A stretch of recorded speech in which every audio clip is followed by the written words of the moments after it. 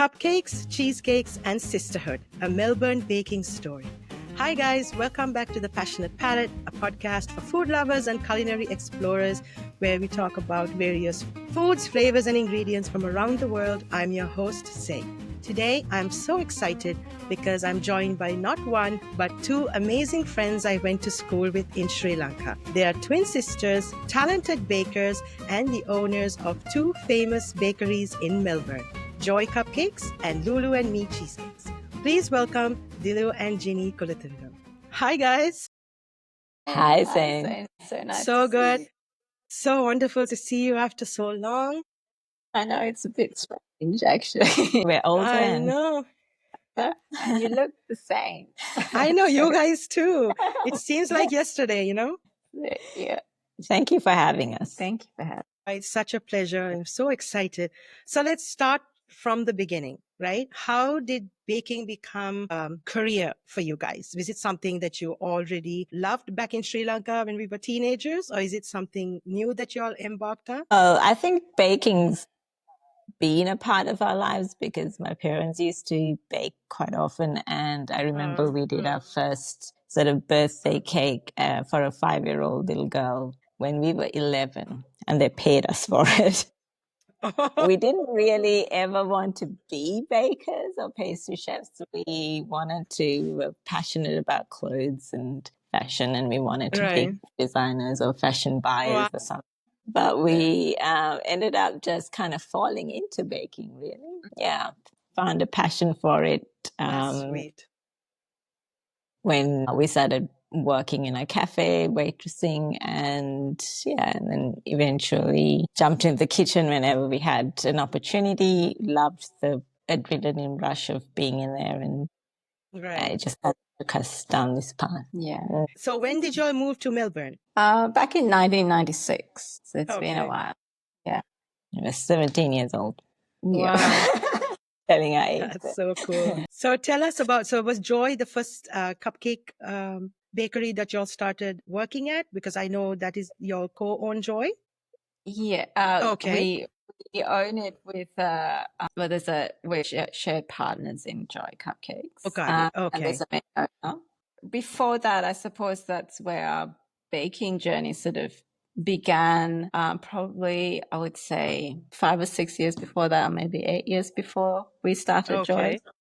Or maybe 5 or 6, actually, not that long. We sort of fell into it. Ginny, like we both started, we both started off waitressing at different restaurants and cafes, and then we met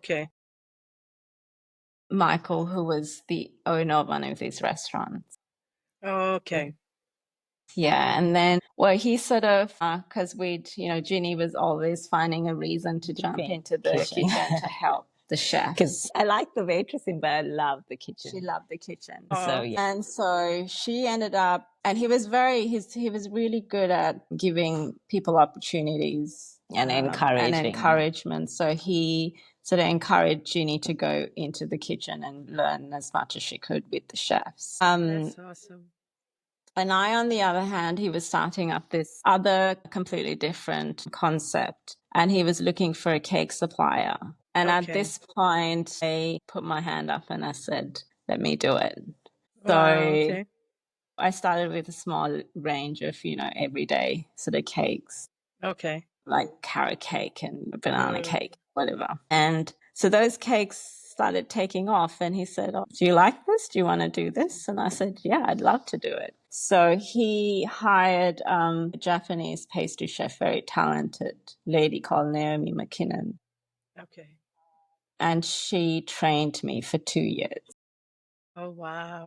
After that training, I worked with her for a while, and then for 10 years. And then when he wanted to start something else, we're going to start Joy. We started Joy. And then she moved along with us to Joy, and and then at that point we had been working with him for quite a few years, actually. I think it was like 15 years or something, and so he gave us the opportunity to join him rather than work for him.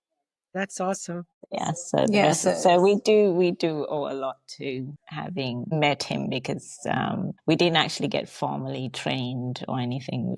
We just got passion. That's passionate passion. about it, and you start working with people that are talented, and also researching your own recipe ideas and developing and things like that. That's awesome. Like sometimes, like even when I started Zay's Dessertery, right? Like I didn't go to school for that. It's once again, it's the passion, because it's something I've been baking since I was 11. So it's like you guys, it's like a passion. And if it's there in you, like sometimes you can go to school, you can be taught something, but you're just doing it because you're taught. Like, like you have a passion, you like it. But when it's in your blood, when it's something that you crave to do, you love to do, and you use your creativity, I think that's very special. And yeah, that's great to hear that. Because I guess it's also not an easy profession. It's quite hard. It's a lot of hard work, long hours, and you don't have much of a life outside of it. So if you don't love it, it's hard to keep doing it. And I think it's probably the secret ingredient in order to keep going is to love it. It is to love it, because it's not easy. It's not easy. And you would know, because you opened up quite a few stores, and that would have been hard. That was a mistake actually that we made, because I opened one up and I was enjoying doing that. Then we had to move because our lease was up for 2 years in Dumont. That's the town where I opened my first location.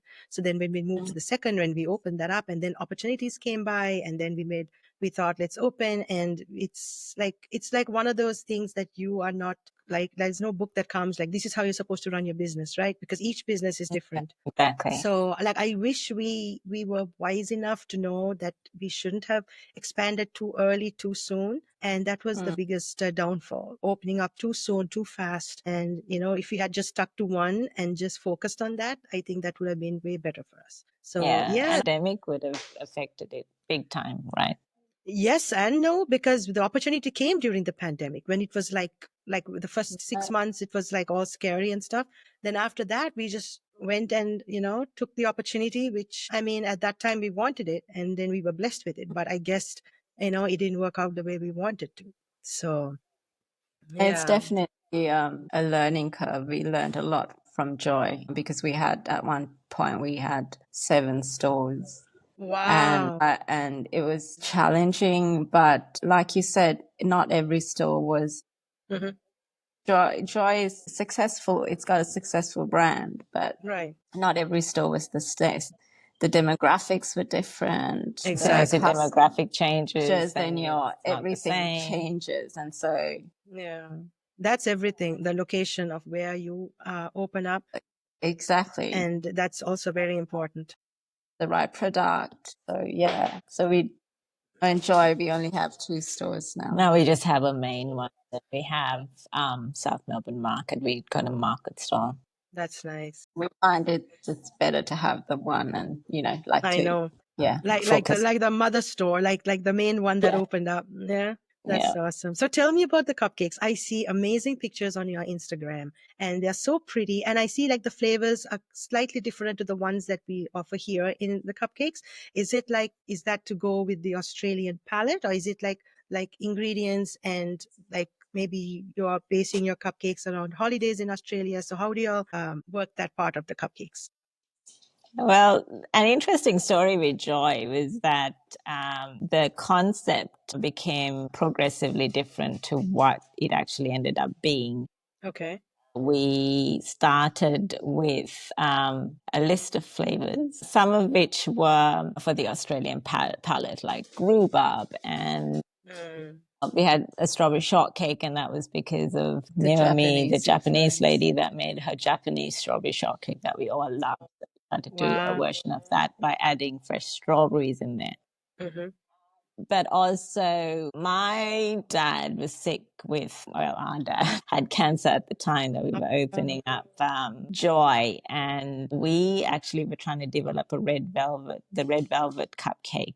Okay. Had just started. It was popular in the States, but it had just started to get popular here, but it wasn't everywhere. And so we thought, oh, we better develop a red velvet cake. Right. And so we have all these recipes, and they're asking you to put food coloring in it, red food coloring in it.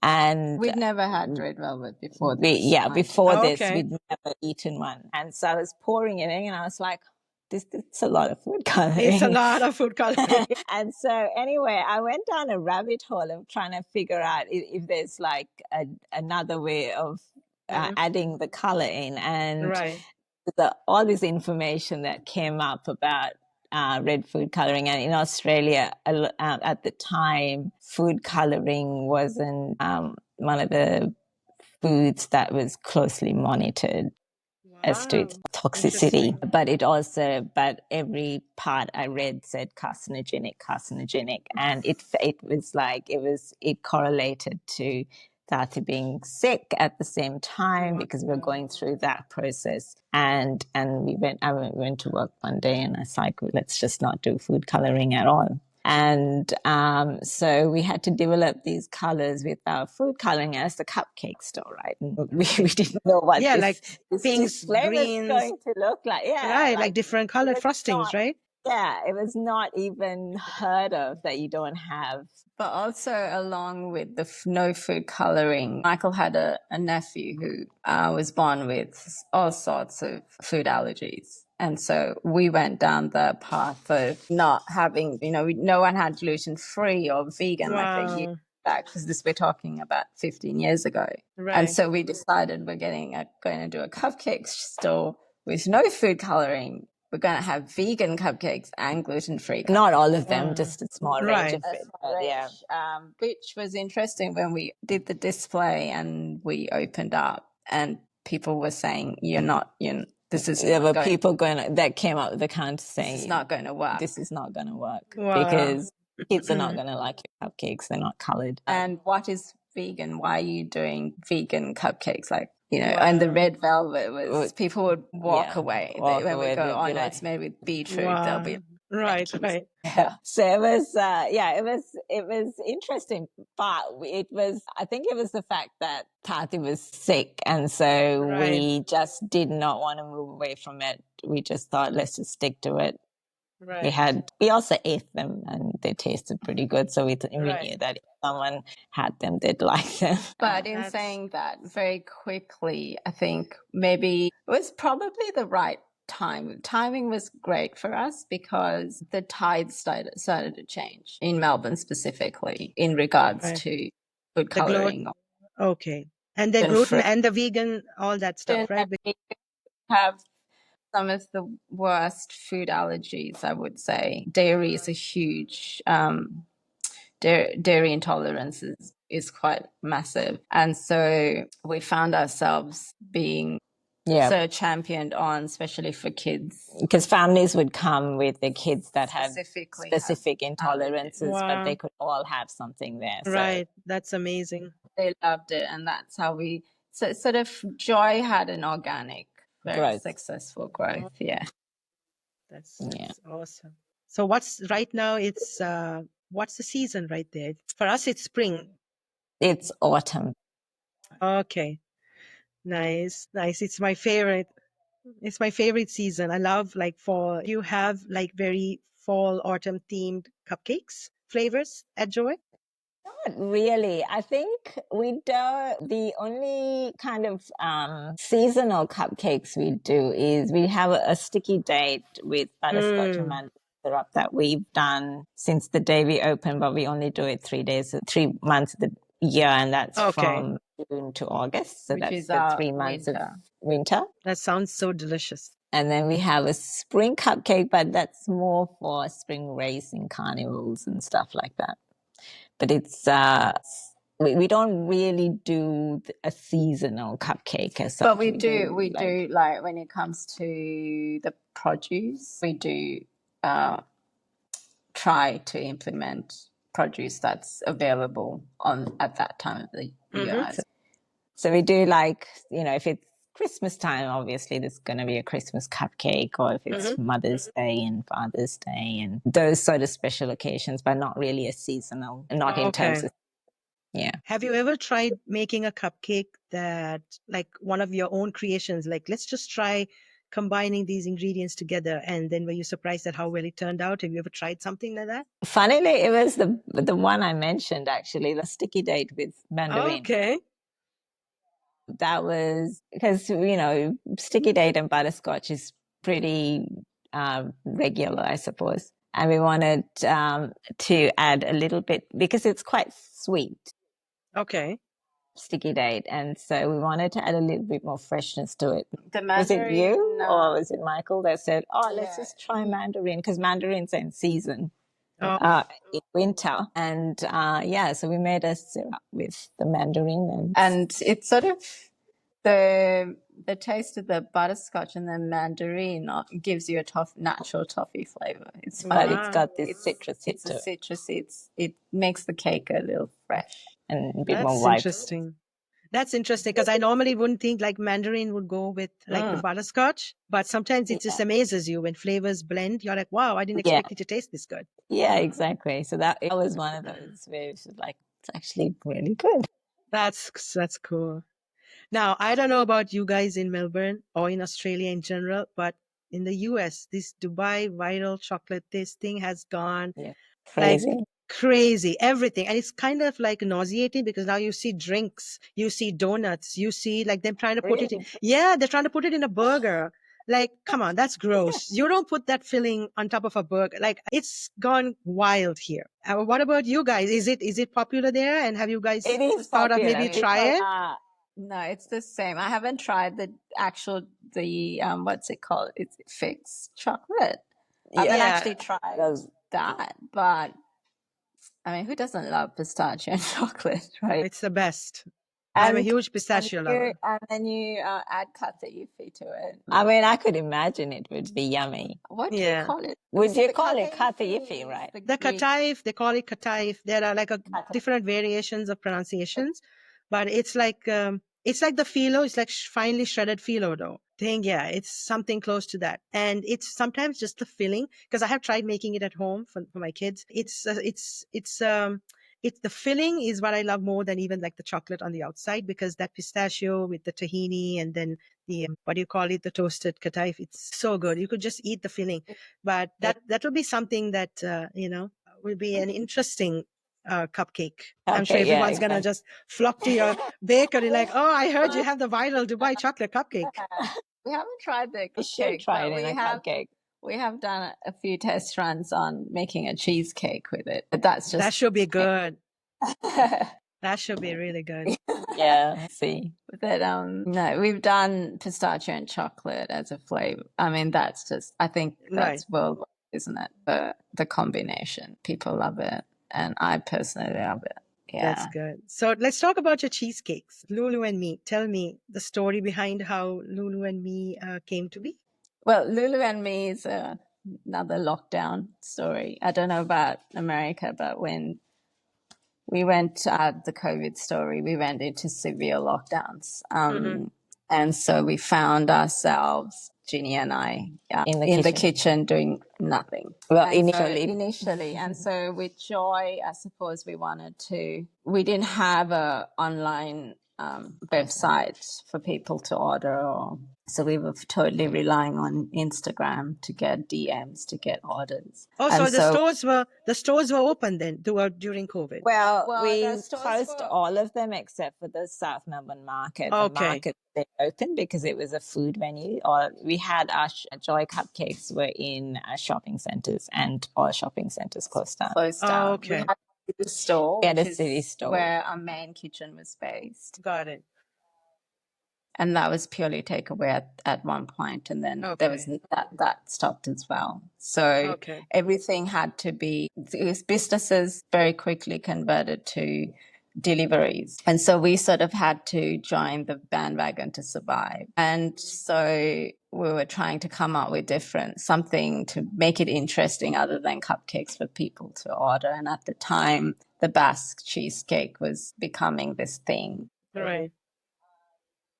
And Michael, who loves very good New York cheesecake, was like, you need to try a cheesecake. So I said, I'll try the Basque cheesecake. It's really simple. But thing. He's a bit of a perfectionist, Yeah. So I probably made easily about 20 to 30 cheesecakes to get it right. Wow. Because he had a specific thing he liked about cheesecakes, that when he takes a bite, that it sticks to the palate as well.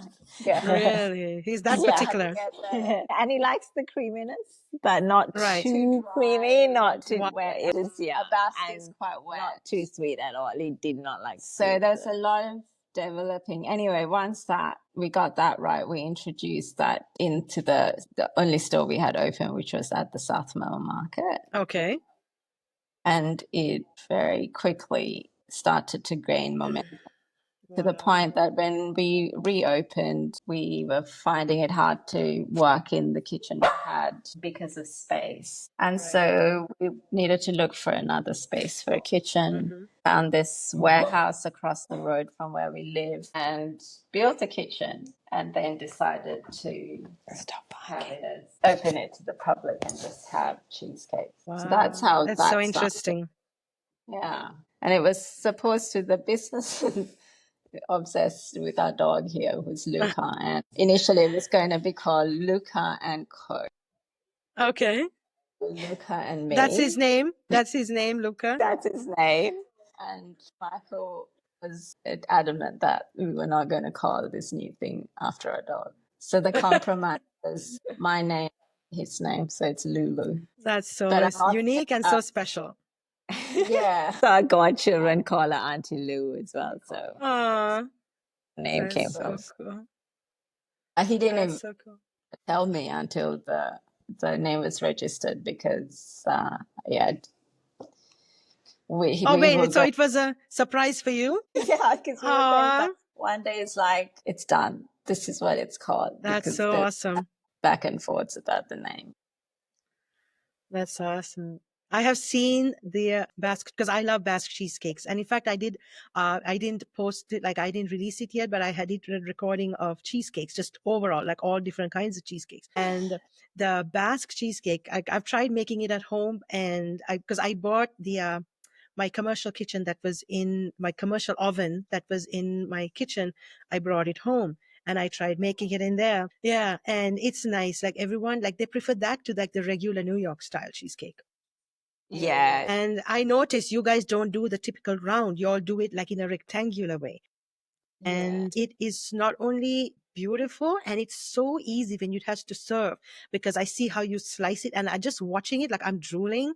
It is so good. And I see that in the middle, it's not like fully like cooked and dry looking. It has like a soft creaminess to it. And I guess that's your signature, because it looks perfect. It's amazing. And it's so easy to see how you slice it and you weigh it. And there's a style that it looks fantastic. I love it. So who came up with like the idea of baking it that way? Is it something that y'all experimented? When we first started making the Basque for Joy, we tested it out in different rings, because we wanted, and the issue I had with the circular ring was, if we were going to have to cut it, this the tip of the cake would be what you want most of the cake to be.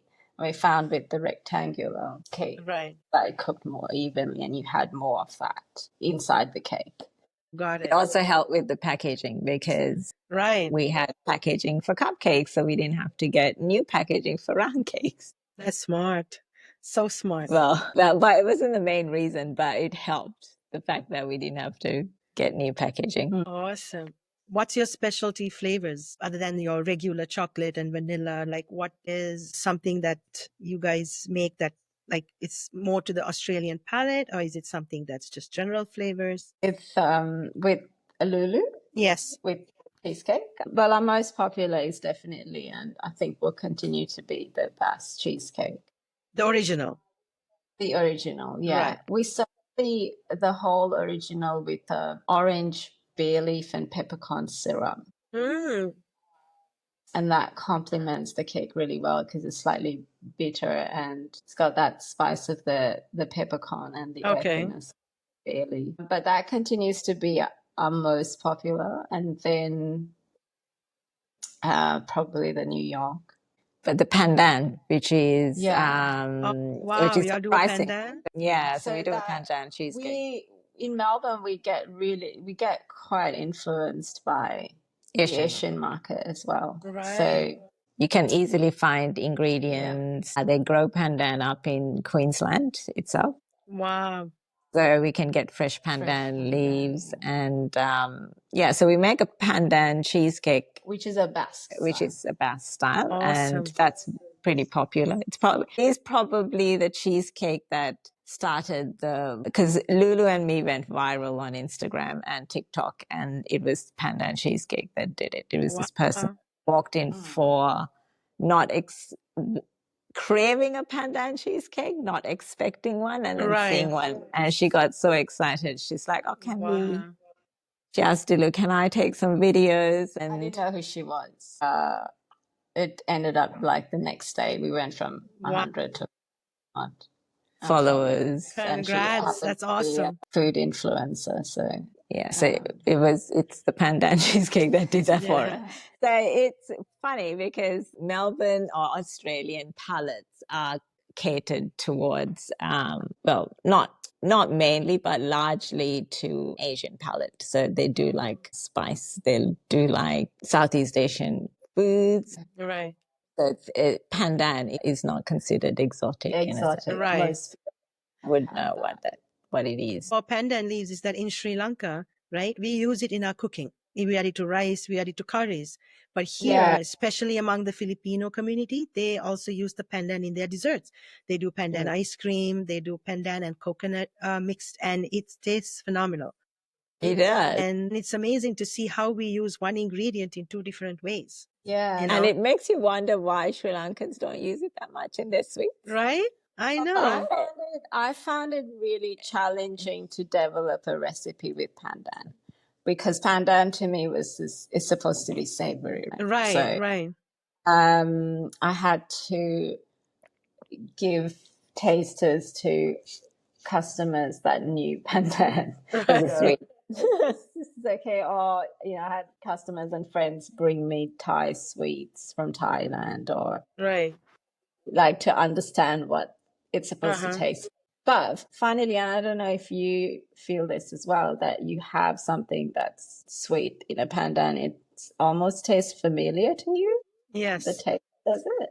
Like to me, maybe it's the combination of the coconut and pandan. That's, to me, there's something nostalgic about it. Yes, I guess because we grew up around like foods always had the pandan leaf, or they call it rumper. They always had that in your rices and in the curries. So you could that is important as curry leaves. Right. And then when I came here, I'm like, wait, they use pandan in desserts? How is that even going to taste? It was like weird to me. And I'm sure they must be wondering, you put it in your curries? It's supposed to sweeten desserts, It's a bit like avocado as well, isn't it? Like, we used to have avocado as a fruit, like a sweet thing in Sri Lanka. Right? I know. Yeah, like they have avocado with chicken. And what? I was like, oh, that's disgusting. Talking about avocados, because here, like guacamole, and then they slice it over, your eggs on toast. And in Sri Lanka, I remember my parents used to make an avocado shake. They used to put jaggery.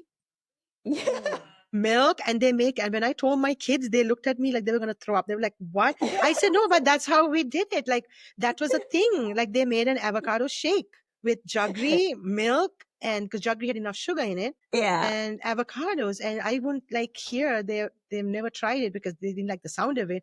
But it's amazing how one ingredient can be used in different ways. Exactly, yeah. It's so funny. So let's talk about your roles in the bakery, right? Like, do you both involved in the baking, or do one of you manage it? Like, what are your roles? Well, good question.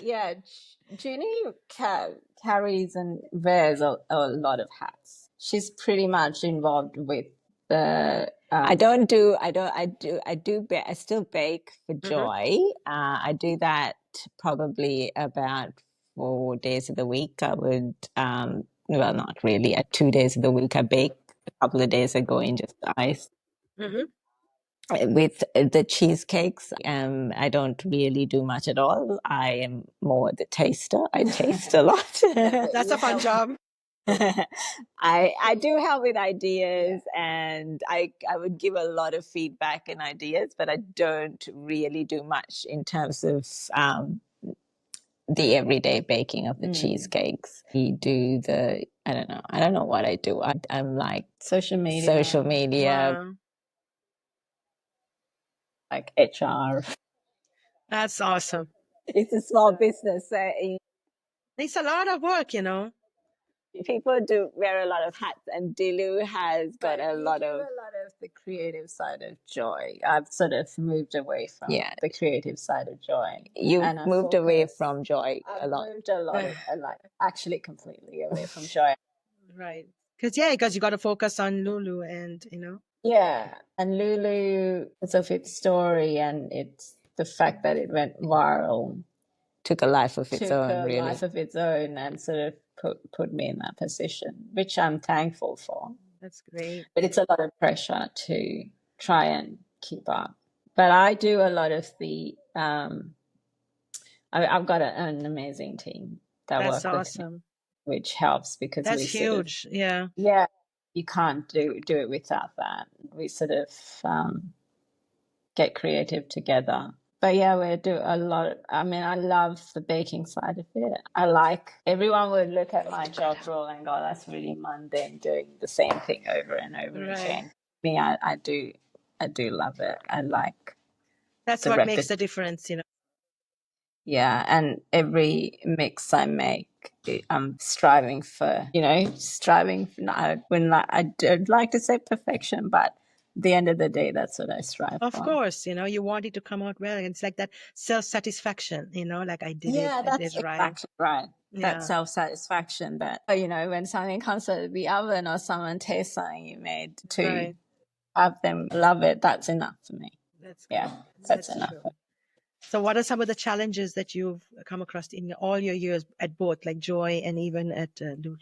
Like, what are some of the challenges that you had to deal with? Because I know it's not easy running a food business. It's easy on social media. Everything looks nice and beautiful and like, oh, I got to go eat it. But behind the scenes, you know, it's another story. I think the main challenge is balance of life, you know, because you can, and now we live across the road from Lulu, so you can end up living there as well. You come home to sleep sometimes, which was what happened in the early stages where we weren't ready for what was happening because it happened overnight, and we didn't have enough tins to bake that many cheesecakes. So the long what we do the weights by. I only had 2 rings when it's up, and these rings we custom make them, so they take 4 weeks, and so for about 4 weeks till I got the. It's so cute. They want attention. You know, I'm surrounded by my cats. They're not on the screen, but they're like fighting and like driving each other crazy, and it's, you know, they just want to be around us. It's interesting. So yeah, that must have been tough because you have customers coming in expecting things to be there, and you guys are like, wait, we didn't expect it to, you know, like blow up like this. You need time. Yeah. So we were baking all night, really. Wow. So we'd get home and I didn't even have staff at the time. It was just me. Wow. And I had support staff from Joy Cupcakes. Right. And Ginny and Michael got the brunt of my sheer rage. 4 weeks. It was hell. Things started to settle. But because I guess that's a challenge, isn't it? You just have to, because the buck ends with you. It's not like you can go, okay, I'm done, I'm going home. You know what's at stake, so you put whatever you can into it to make it work. 10 o'clock was early, midnight was the cutoff. So yeah, it was just constant baking. Wow. So that, but I guess with being bakers and on top of that, owners, balance is a huge thing. Like to go on holiday is not easy because as soon as you decide, well, I'm going to take a week off and go somewhere to Sri Lanka or whatever, you know, the universe sort of goes, once again, you put this problem in just before you go. So have to, start problem solving immediately. And in Melbourne, wages are very high. So do have to work in it, physically work in it And so when it's too busy, you feel like, oh, I can't leave because it's too busy. And then when it's quiet, you're like, oh, I better not leave because it's too quiet. I better work in it so that I don't have to spend too much on extra stuff to, you know. I am sure. So yeah, it's just finding that balance in terms of life balance that's hard, but also the, you know, the tides of change in terms of consistency, being consistent. It's very competitive. It's very competitive. The food is very, yeah, it's like people want not perfection, but they because it's also expensive. They want value. They want value for money. Even if you can have amazing food and anywhere you go, whether you choose to go to a high-end restaurant to a really like the local souvlaki bar, like a takeaway place, like a kebab shop. It's right. Across the board, food in Melbourne's. We're very, very fortunate to live here, especially being in the food game, because you have so much to get inspired by. So inspiration is basically you walk out the door, you go out to eat, and you're tasting food from all over the world. Right. And it's done at a very high standard. So we have people go traveling to, say, to Italy, and they'll come back and say, oh, the Italian food is the best in Melbourne, you know, like. But yeah, we're very, very fortunate. Yeah, so trying to keep up with the standards can be challenging as well. You're always on your toes trying to. But yeah, there's a part of me that loves it, but the challenge of it too. That's the key, you know, that love that you have for it, you know. And then also talking about challenges, I know what it's like when you have employees, and having good loyal employees, right, to run a business, especially when you're the owners. It's very difficult. How do you guys do it? Like, I'm sure, you know, it's not always easy, but how do you guys handle that? Right now we've got a small team. Okay. And so when it's a small team, it's easier to manage because that you create relationships with the people you work with. And so that sort of helps. But I guess when we had Joy and this, you know, different, we had like 30 odd stuff, and that was hard because you couldn't, I think for us, especially you and I, we like to get to know our staff and not, you know, like have relationships with them. And so 30 odd staff, it was a challenge. That's huge. Yeah. And also, I guess it's probably the most challenging part of the business is managing other people. Right. It's not so much I mean, the physical work and stuff it can get tiresome, back of house, but it's not stressful like managing people. Managing people can get stressful because you know they're students and it's not their first priority. So you'll find they'll kind of call up. That's the it toughest. Doesn't happen actually at the moment. We have a great team. We have a great team. They're very consistent and reliable, and in the kitchen professional. That's awesome. But we've got a good run of it at the moment. That's awesome. Yeah. That's the key. We used to hate rosters where we had Joy. We used to, every Friday night we'd sit there for hours doing rosters, and I used to hate it. It was the worst part of it. So when we actually closed down all the stores, it was such a big relief, actually. I'm sure. Because your Friday nights back again. Like, because you're worried about people calling off last moment, you know, then who's going to physically be there? Messages and emails. Yeah, I can't do that then. And you're trying to slot people in, and then there are days where you have no one. Right? Gosh. And you've got plans, so you've got to cancel your plans in order to be there. So I know. Yeah. That's some of the sacrifices that, gotta. So how is it like working with each other, like, being sisters? That's something I always wonder, like, how do you guys do it? There's a reason why Ginny doesn't work with me at Lulu. So Dilu is when it comes to the cheesecakes, because she created them mainly. Like I didn't really do much with the cheesecakes initially at all. It was Dilu's project, and so when I'm controlling. Lulu happened, it's like I told Michael, I'm like, I'll do anything, but I don't want to work with Dilu in the kitchen. I will do anything else. In spite of that, we argue all the time. Yeah, all three of us argue. We're all very similar. But you and I speak well. If we meet each other face to face, it's always something. And the staff hear it as well. And I try to be. I'm really nice to my staff. And then she turns around and she's so not nice to me. Directed directly at her because she's the only one I can actually vent to. Others, I'll have no staff. You know what? That's what makes your relationship sweet, beautiful, and unique. The fact that all these years you're still together, you know what I mean? So it's it's really special. So I think it's also because we've fought all our lives. Being twins, you fight all your lives. But you also kind of, it's so normal that you don't have that period of no talking. It goes from screaming to like, do you want to, what are we going to have? Are you serious? There's no cooling off? There's no cooling off period? Cooling off. What? Yeah, we're back to like normal, like just within. People around us just don't get it. There's no apology even? Like, I'm sorry, I got it. What?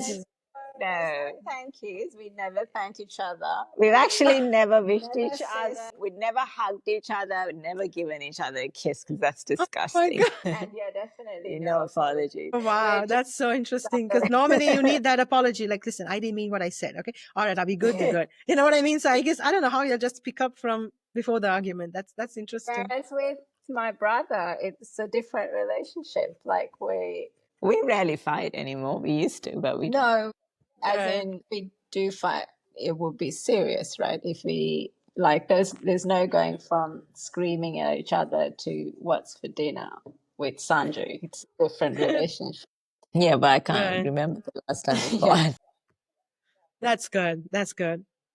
So let's talk about customers because that's another very interesting topic of conversation. How do you deal with, like I know you get those customers who are like amazing, right? You love them. They're like family. Then you get those who visit you maybe once in a blue moon and then will make life hard. How do you deal with that? We pass them over to Michael mainly. No, but it's, you do a lot of it though. I do have to deal with a lot of it. I do also, if it's really difficult, he's very good with confrontation. So I do call it to him when it's like really serious. But what I find is that over the years, what I found, even with just regular customer service, is my energy and the way I'm feeling affects the other person. So if someone's coming at me with some aggression, I try to kind of keep it under control and give them, give them a smile and say, enjoy your day. It's sort of to deflate the situation, I suppose. Having said that, it doesn't always work because sometimes they can be so irritable that I sometimes do have to be quite clear and concise. Doesn't go down well sometimes.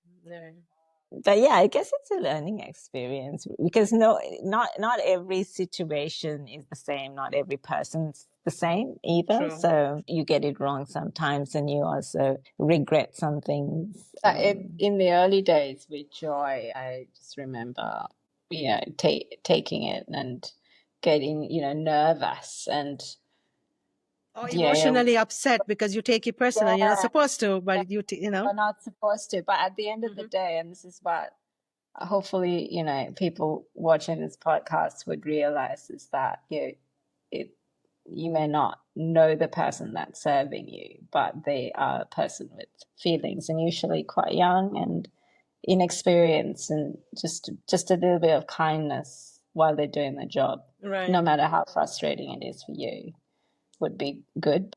Yeah, like there've been times where I've had to go to the storeroom and just pour my eyes out because I was like so nervous because someone was having it with me. Yeah. But thankfully, I don't do a lot of customer service anymore. But Ginny, yeah. I mean, age helps as well. Age, when they're older, I've gotten the easiest to manage difficult people. But yeah, what over the years, what I've found that's worked is to just try and diffuse it, and because you feel it before it actually comes to you feel it when someone's about to is not happy with something, so before they even bring it up, I try and change their sort of demeanor by going, oh hi, how are you, like how's your day been, and then actually if they say something, to actually listen and have a conversation with them, not particularly about what their issue is, but in terms of how did you deal with it? It was tough because even for me, like I used to take it very personal. It used to upset me a lot. Like I would have 10 people telling me how amazing something is. And then one person says something and it hurts because here you put your and that's the thing that everything sticks. into it, right? Isn't that sad that that's the only thing that sticks? And when I was talking to David on the other podcast, we were talking about Spicy Wicked, and I asked, how do you manage your employee? And then he said something very interesting. He's like, if you worry about something that somebody says, you're not going to go to work. You're not going to end up there. So you have to forget about it. Literally just take it out of your mind. And it's not easy. Maybe it's a man and like a male, female thing. I don't know. But we just tend to take it like very personal and be sad. Whereas men are like, they just snap out of it. All right, you're good. Okay. Over to the next. And I find that very hard. And I feel like people who are sometimes disgruntled, there could be many reasons, right? It could be jealousy. It could be that they want something back. They complain, like if they genuinely didn't like something, I'm like, okay, and we'll make you another one. That's fine. But just, I'd rather someone tell it to my face, like, listen, I'm not happy how this is. What can you do to help me? Than just go on social media or go on Google and write, because that really affects and hurts your business and it brings it down, That's right. And I rather someone tell me, and I can address the situation right then and there. You're not happy with that cupcake? Okay, let me give you another one. Yeah, that's So right. I rather that than them eat it, complain about it, put it over there, and I'm helpless. How can I do to fix it? Even if I tell you to come back, they don't even reply that. Yeah, that's right. exactly. And like a bad review, it hurts. It Yes. hurts your heart. It's not the business, it actually hurts your hard work. Right. And that's what, when someone opens up a business, then it's not just for, it's your livelihood, Right. your employees' livelihood.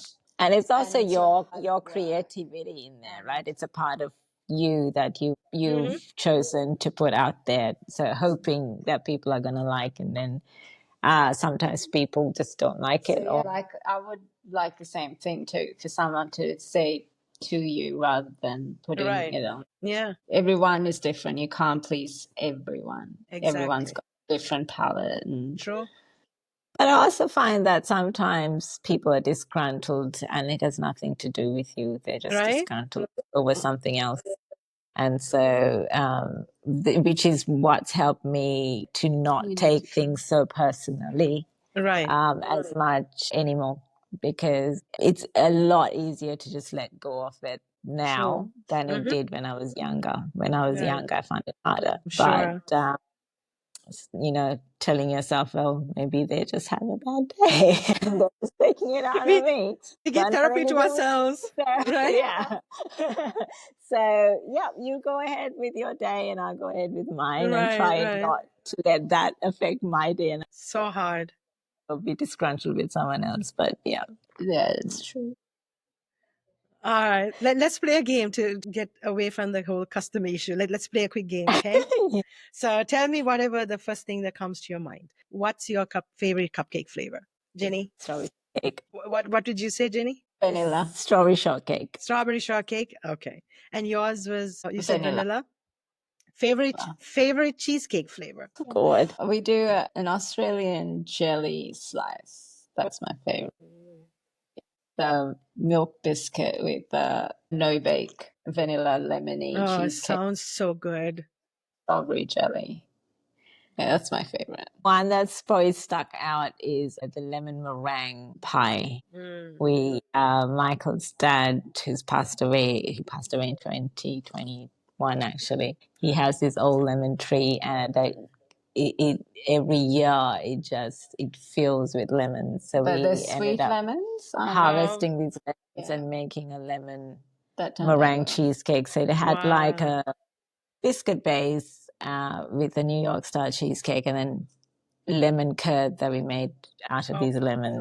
I love lemon curd. That sounds so good. It was so delicious. And we can't make it till the next harvest because the lemons actually made the cheesecake. The cheesecake. Wow. So I can't buy lemons or even get organic. Right. So it's like a seasonal specialty. Yeah, and these lemons are sweet. Like they've got this sweet freshness about. Is it like a Meyer lemon or no? No, it's a regular lemon, but they're huge. But they are that big. I mean, this lemon tree is 50 years old. 50 years old. Wow, that's awesome. Yeah, it produces very special lemons. Yeah. And it's just a regular lemon tree. That's cool. That's my favorite one. Are you a morning person or a night person when it comes to like your career baking wise? I wish I was a morning person. Every morning is a struggle. So I am so glad I don't have an exact starting time because I will be late all the time. But sometimes Ginny, because she works at Joy Cupcakes, we bake fresh every morning. So whereas with the cheesecakes, we bake it the day before. Sometimes Ginny would at 3 o'clock, and when she wakes up in the morning and I'm still in bed, I'm like, thank you, because I used to do that and I hated it. But now I get to work at 8 or 9, so it's nothing. Yeah, we're definitely not morning people after all this time. Okay. All right. A celebrity that you love to bake for? We have this amazing, her name is Natalie Paul. I've just had a mind blank. But she had a bakery of her own, but she has 2 amazing books called Beatrix Bakes. Okay. I've met her, and that was lovely when she walked into Lulu and me one day, and all of us chefs sort of recognized her, and I had moment of going up to her and forgetting how to speak English. But yeah, I would actually love to. I mean, she's tasted my stuff, but I would love to be able to have her come in to the kitchen, bake with you, pick her brain. I actually don't know if she's amazing. Maybe Tom Cruise make a better. Oh my God, you too? No, you know why? Because he's got this fascination with coconut cake. Have you heard of it? Yeah, he buys this coconut cake from some place, and he apparently gives it to everyone he knows for whatever reason. I don't know the exact story, but he's got a fascination with coconut cake. Wow. And so I think I'd like to taste this coconut cake and do better. I know, right? I know. It's when you said Tom Cruise, like my heart skipped a beat. Oh my God. Like I've been still crazy. I feel like a teen. I feel like I'm like 12 all over again talking about Tom Cruise. Who would you be? I have a list. Tom Cruise is one of them. I have so many. I have like Gerard Butler, Denzel Washington, and Camilo. He's a Colombian singer. It's like I have my list goes on. All right. If you could open another location of, say, Lulu and Me, where would it be? Good question. Japan, maybe. I'd love Japan. I would love Japan would be the dream, I think. Really? But Singapore even. Well, the thing is with Lulu, I mean, you can replicate the concept, but the feel of the warehouse when you walk into the warehouse is extraordinary. And so I don't think you can replicate. Right. But I mean, I would love Japan. I want to go to Japan. Wow. That's cool. Yeah. What about New York? How about just moving in my neighborhood? Maybe I get to taste those cheesecakes. Yeah. Oh, New York would have been amazing if things changed. But maybe one day, right? We can always hope. Yeah, maybe one day. One day. Because I've been to New York and I love it. Yeah, love it. That's awesome. I love New York. Okay, what's your favorite dish at any restaurant that you go to? Like, what do you look? And then, what's the name of the dish? What do you eat there? My favorite is I don't know about a dish, but my favorite cuisine is Middle Eastern cuisine. I love it. It's just like, it's where I crave it, but I like, what is the kibbeh from Abla's? Yeah, kibbeh from Abla's is really good. Really good. With the patata baras patata, is it called? The potato. The spicy potatoes. Gosh, for me, like, it's as simple as the local Chinese china bar with the crispy pork fried rice and chili oil, like, smothered all over it. That's just like, wow, as well. interesting. But then you can't beat Sri Lankan. Yeah. I mean, it's the one thing that you just, like, my parents are in a care home at the moment, and mum is like, every time we go there, she's like, oh, you didn't bring me rice and curry. Yeah, I have to cook. Do y'all cook at home? Passionate has got very good Sri Lankan. Yeah, like Sri Lankan food. We don't cook as much as we should cook. Mm-hmm. We have a lot of time, so the air fryer does a bit of cooking. But we like to cook Sri Lankan food because you can buy Sri Lankan food here and it's everywhere. You can find it everywhere. That's so lucky.